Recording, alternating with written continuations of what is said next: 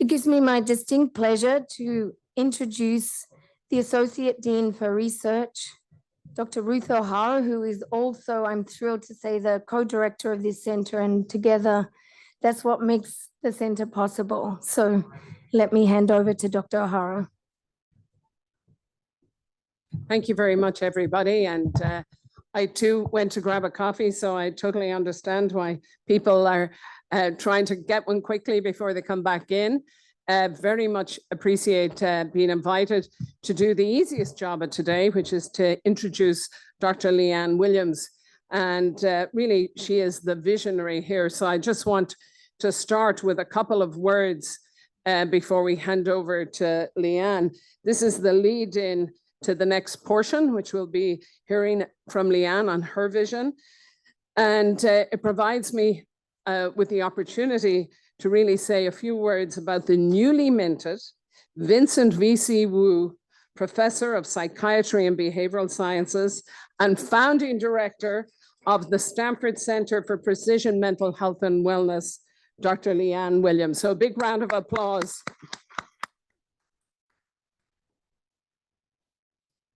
Leanne joined us as a visiting scholar back in 2011 here at Stanford.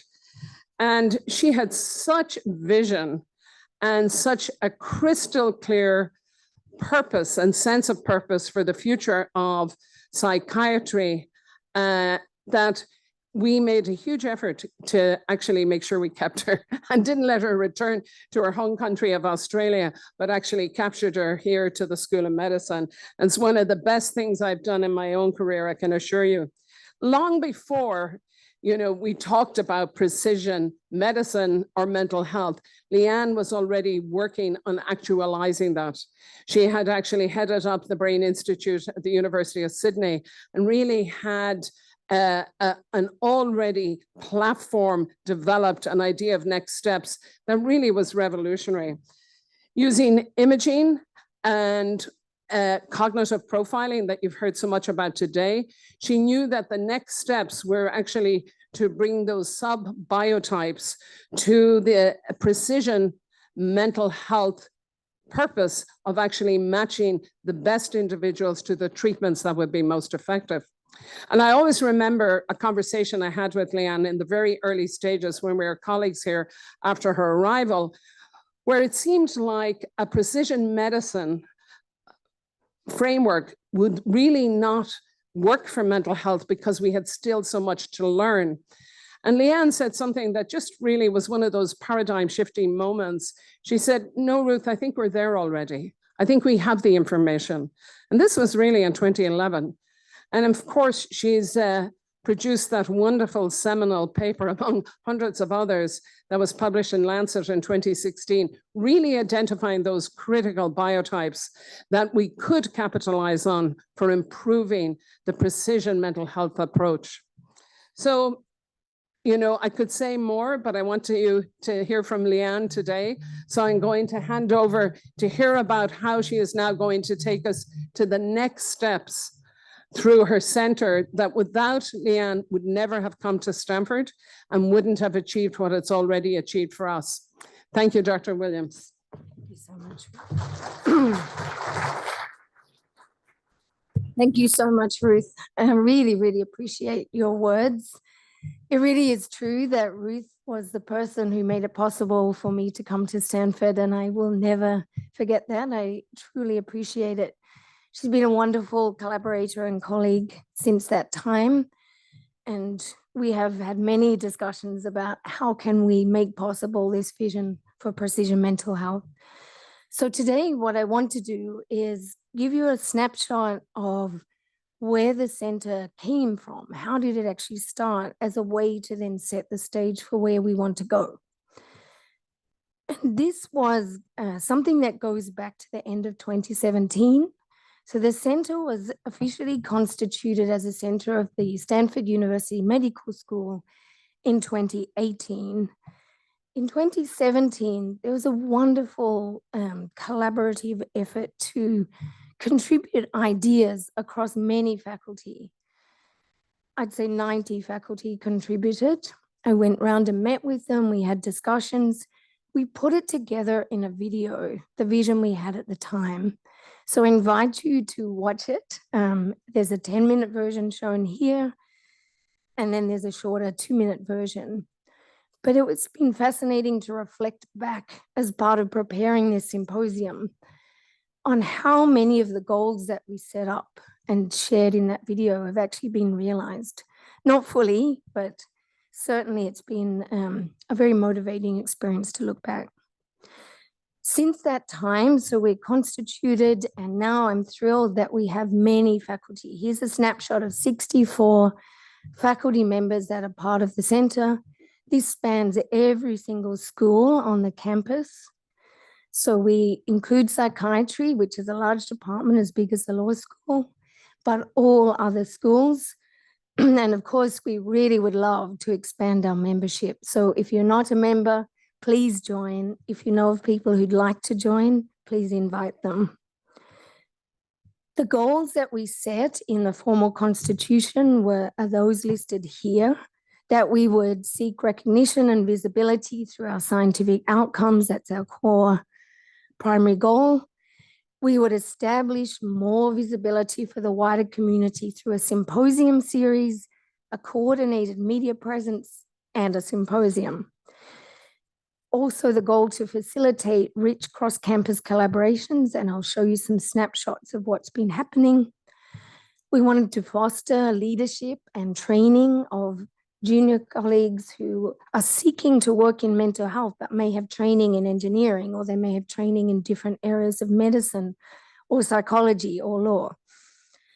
We really want to seek center-level funding for our sustainability. We have been successful in attracting competitive NIH grants and also incredibly important philanthropic funds. And I thank our supporters who are here today. Thank you. It really has made all the difference. And then something that's still a goal is, how do we find an integrated home and a coordinated place for the kind of facilities, technologies, and data that we are talking about today? We are fairly fragmented as a center just by history, but this is something that's been in my mind for many years. How could we have a really a center of the future for precision mental health that has all of the facilities for testing, treatment, all the personnel, all in one place? The scientific outcomes that we focused on as our goals are these 5. You heard about many of the outcomes from these today. So one is developing these human neuroscience informed models of depression and other mental disorders that are based on how we understand the brain but connect to clinical profiles. And you heard about example of biotypes just now. We wanted to include other technologies, which Helen Mayberg highlighted today and Noah Phillip highlighted, wearables, personal omics, and more scalable measures that could connect to the imaging.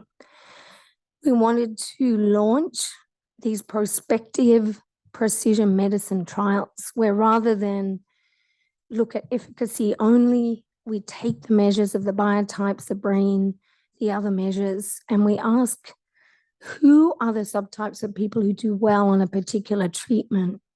How do they stay well? How do we then use that prospectively?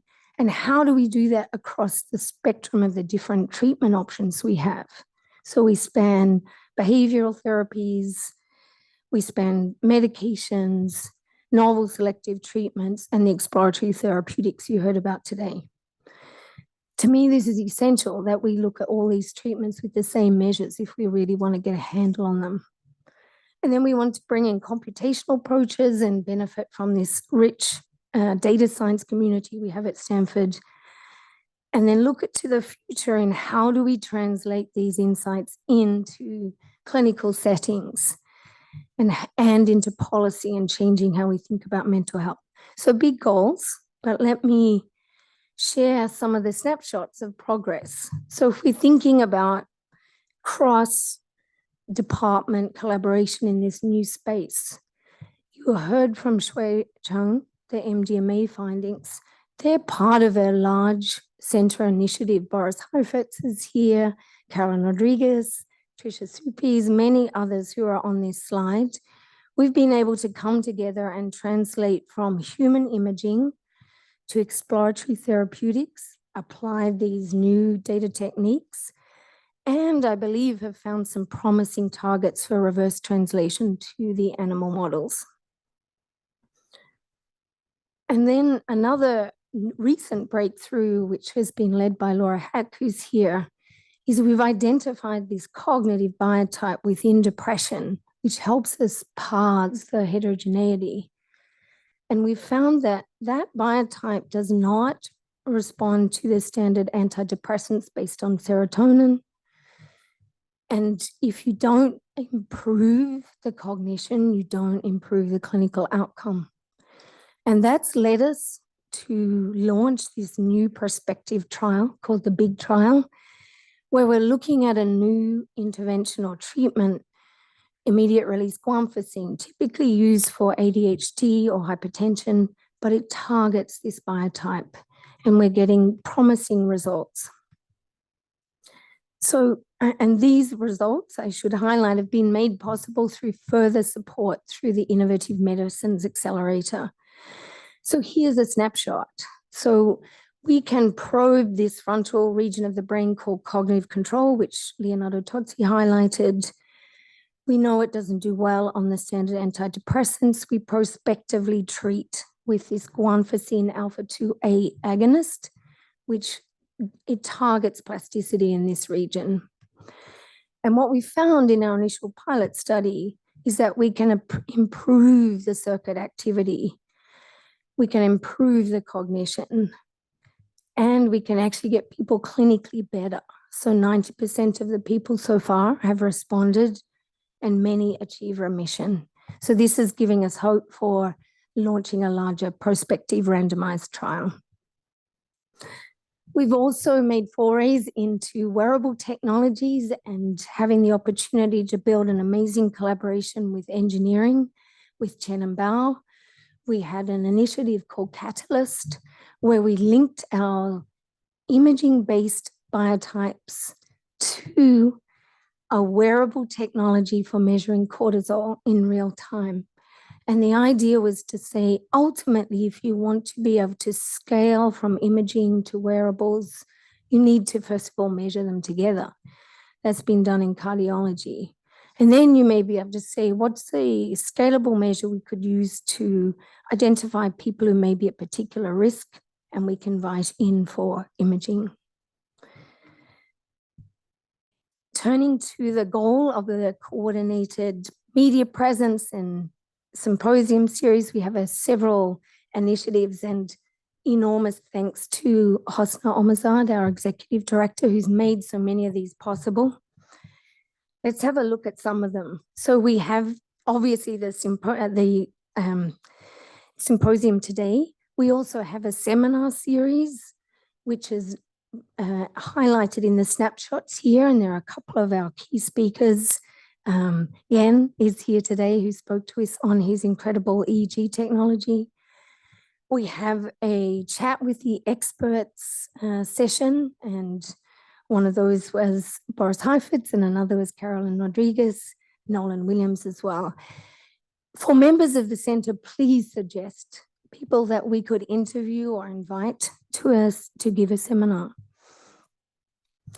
We now have a newsletter, again, thanks to Hosna, and that will give news about the research and about the events. And this one is an example of highlighting our psychedelics work, and that's overlapping with a new initiative at Stanford, which is bringing together those interested in psychedelics.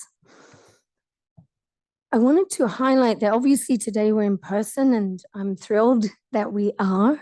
We did try a hybrid model, and we found that the feedback was it's really difficult for people who are listening in on Zoom.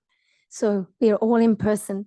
But this is a snapshot of the coverage we had from the last symposium. So it goes across the world. And I hope that our recording will be able to be distributed widely too. So thinking about the goals, we really want to expand the collaborations and have more active engagement outside of our immediate projects. One really important link that you heard about today is with the VA. I have a joint appointment there, and there's a precision medicine core at the VA. The VA is very ahead in thinking about precision medicine. I'll touch on that in a moment.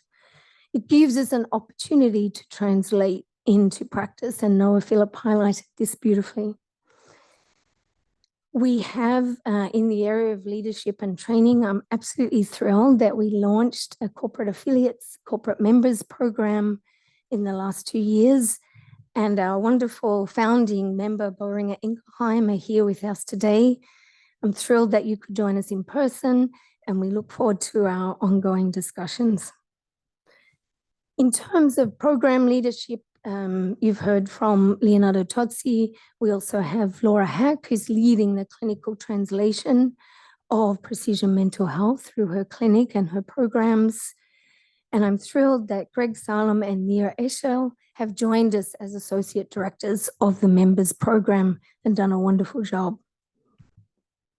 We also have many students from across departments and schools. So this is a list of the different programs from which our students come. So these are masters, PhDs, and some undergrads, and we've also had high school interns.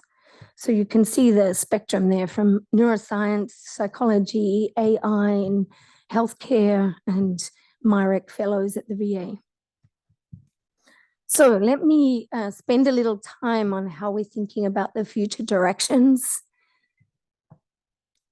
There are several ways I think about it. The bottom line is I really think we need to do what has been done for cardiology and cancer medicine, as Dean Miner highlighted. If we're thinking about cardiology, we go back 73 years. We didn't know what was the cause of heart disease. Half of American adults were dying from heart disease. We had no measures, we had no imaging, we had no targeted treatments. And in that short time, without computers for much of the time, without all the internet we have, we now have all the things that you almost take for granted. We can image the heart, we can work out, do you have a problem with plumbing, pumps, electrical function, signaling, all of those things, and work out, do you need a lifestyle change, or do you need a medication, or do you need a surgery? And all of the consequences that then allow us to think about risk prediction and prevention. To do that, we have several big goals for the future. One is much bigger data integration. What you heard from today was one step toward that, where we try and use common measures across studies where possible so that we can link the data. We've done that in what we call the Stanford BrainNet, which has recently been set up. Huge thanks to Leonardo Tozzi, who made this possible in his associate director role. There are now all of these data sets. They are on the same individuals.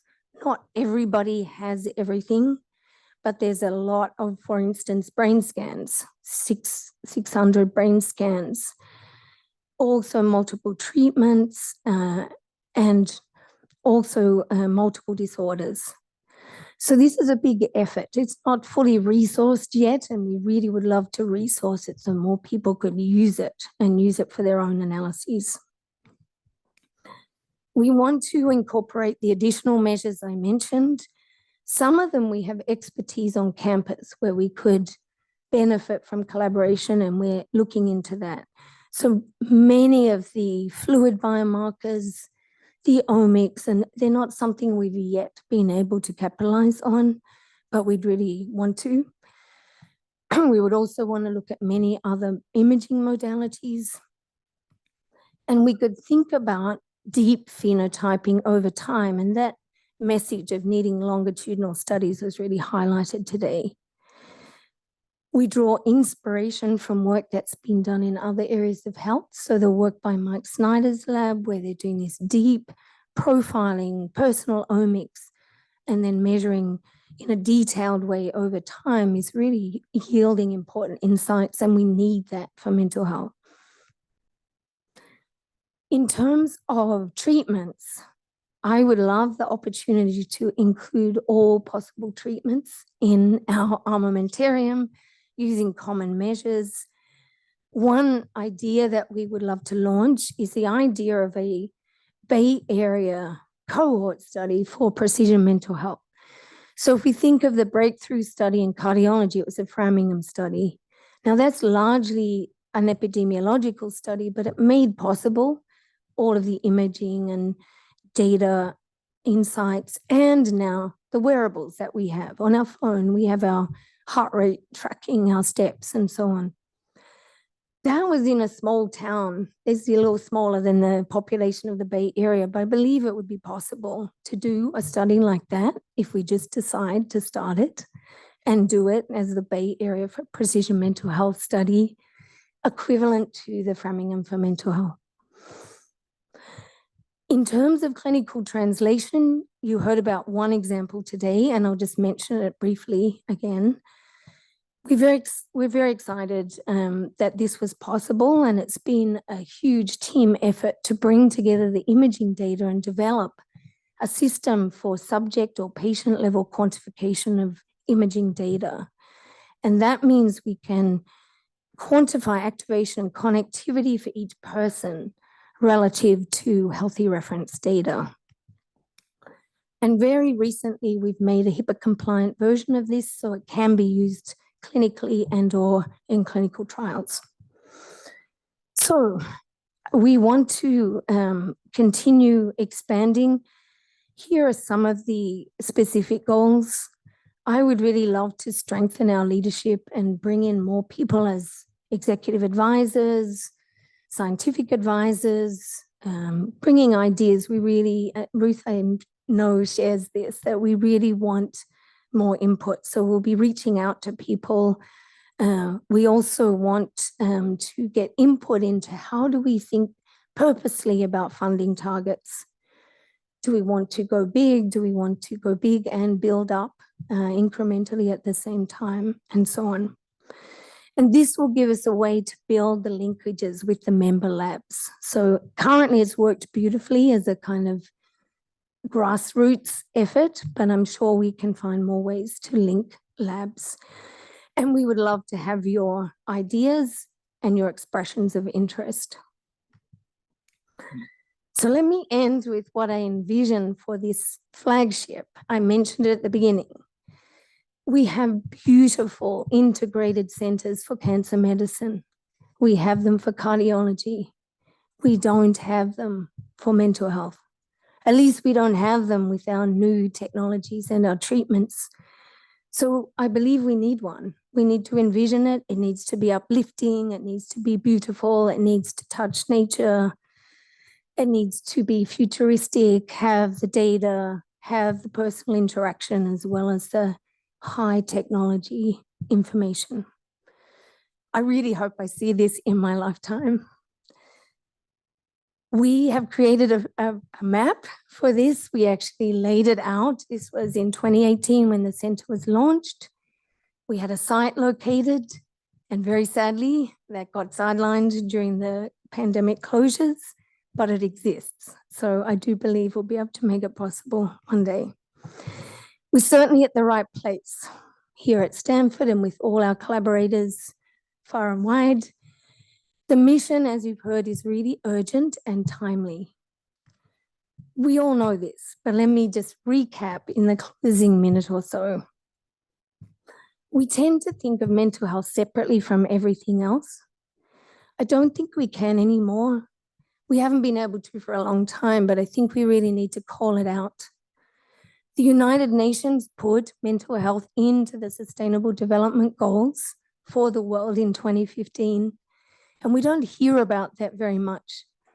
But it recognizes the burden caused by mental health disorders early in life and then throughout the lifespan, interrupting your work, your productive years, talents. So fixing or generating new solutions for mental health is integral to being able to sustain ourselves. Let's recap the burden. So typically it takes people on average 11 years to find treatment. That is unacceptable. We would not accept that in any other area. Look what happened during the pandemic. Maybe you didn't get treatments, but you certainly got a vaccine in an extraordinarily short amount of time. The impact can be seen in the number of people affected. So 280 million worldwide just with depression, let alone all the other disorders. It's now the number one cause of disability, depression, because it disrupts your ability to work in your most productive years. And we're losing a huge amount to the economy. So it's an economic imperative. We're losing $1 trillion a year because of that. And even though it's a tough topic, we need to remember that mental health can be fatal. Mental health disorders can be fatal. And we've seen that in the last few years. We've seen way too many young people and older people, way too many people taking their own lives with suicide because of a mental disorder. And the numbers are staggering. These lines are showing how the numbers are rising. And we're talking suicide being the second main cause of death in young people after accidents, unintentional injuries. So it's a huge issue. So I mentioned the cardiology analogy. We now, as a gold standard for diagnosis and treatment in cardiology, image the heart. We image it at rest and during tasks. We take it for granted. That's what we need to do for psychiatry.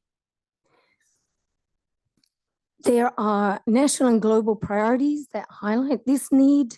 The White House report included a focus on advancing mental health with a precision approach. The VA has passed a bill that is now a directive through Congress to the VA to implement precision mental health with exactly the kind of measures we were talking about today. The same priority is in the NIMH strategic plan, precision in mental health care, meaning everyone should have access. And then we have competition.